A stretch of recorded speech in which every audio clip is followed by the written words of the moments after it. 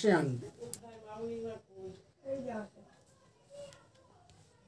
ঠিক সেই সময় শমীক মুনি তার সমস্ত শিষ্য এবং অন্যান্য মুনি ঋষিদের সঙ্গে নিয়ে তিনি পরীক্ষিত রাজার রাজমহলে আসলেন। যখন সবাই এসে বললেন, রাজা তোমার সাথে মুনি দেখা করতে এসেছেন। কোন মুনি এসেছেন?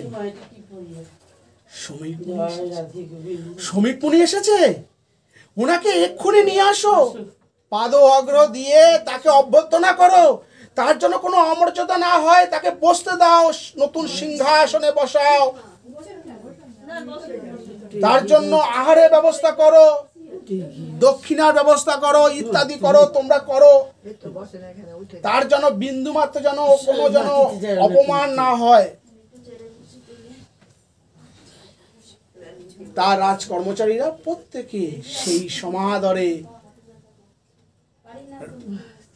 শমীক মুনিকে অভ্যর্থনা করে রাজগৃহে নিয়ে আসলেন, নতুন সিংহাসনে বসালেন, চন্দন অগুরু আরো দামি দামি সুগন্ধি দিয়ে পা ধৌত করলেন, নতুন বস্ত্র পরিধান করালেন, বনফুলের মালা দিয়ে সুন্দর করে তার গলায় পরালেন।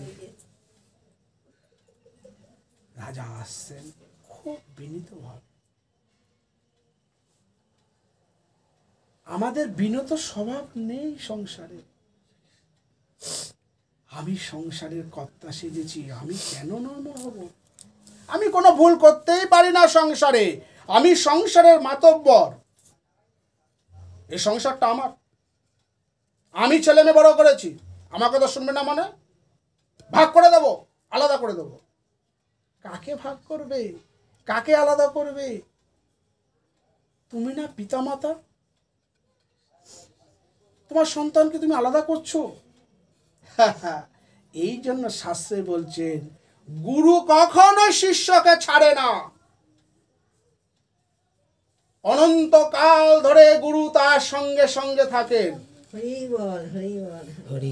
স্থূল দেহটা দান করেছেন এই পিতা মাতা, জগতের পিতা মাতা, সেটা ভস্ম হবে, পরীক্ষিতের দেহটা ভস্ম হয়ে যাবে। কিন্তু তার গুরুদেব যে সূক্ষ্ম শরীরটা দান করেছেন, সেই সূক্ষ্ম শরীরটাকে বিনষ্ট হবে না কেন? ভগবান শ্রীকৃষ্ণ কথা দিয়েছেন। কে কথা দিয়েছেন? ভগবান শ্রীকৃষ্ণ। কি কথা দিয়েছেন? আমার ভক্ত কখনোই বিনষ্ট হয় না,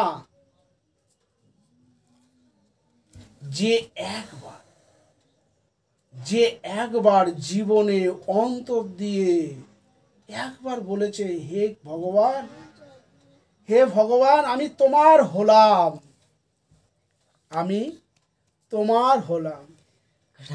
আমরা জগতের কত কি হতে চাই, আই লাভ ইউ মাসি, আমি তোমাকে ভালোবাসি, তুমিও খাইও আমাকে এত এত রাশি রাশি। জগতের ভালোবাসা এইরকম। কিন্তু ভগবানকে তুমি একবার বলে বলো যে ভগবান আমি তোমার হলাম,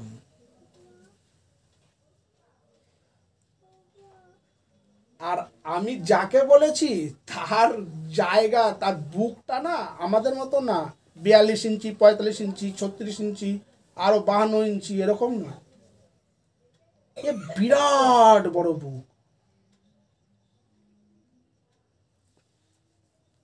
আমাকে তার কাছে আমি শস্যের দানার চেয়েও সূক্ষ্ম, অতি সূক্ষ্ম তার কাছে।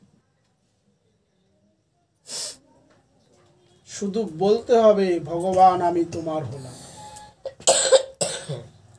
তাই পরীক্ষিত রাজা খুব বিনীতভাবে আসছেন, কেন অন্যায় করেছেন। তিনি কর্তা নন, কোনোদিনও কর্তা নিয়ে তিনি সিংহাসনে বসেননি। তিনি জানেন আমার একজন কর্তা আছেন, তিনি হচ্ছেন ভগবান শ্রীকৃষ্ণ, যিনি আমাকে প্রাণ দান করেছিলেন অশ্বত্থামার ব্রহ্মাস্ত্র থেকে। আমি সেই ভগবান শ্রীকৃষ্ণের।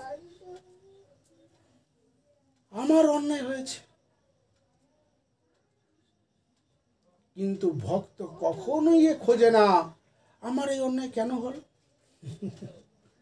ভক্ত জানে যা হচ্ছে তার নির্দেশে হচ্ছে। কখনো সে আমাকে দিয়ে মুচি কাজ করাচ্ছেন, আবার কখনো আমাকে দিয়ে ভাগবত পাঠ করাচ্ছেন। ভগবান কোনো কিছু দেখে না।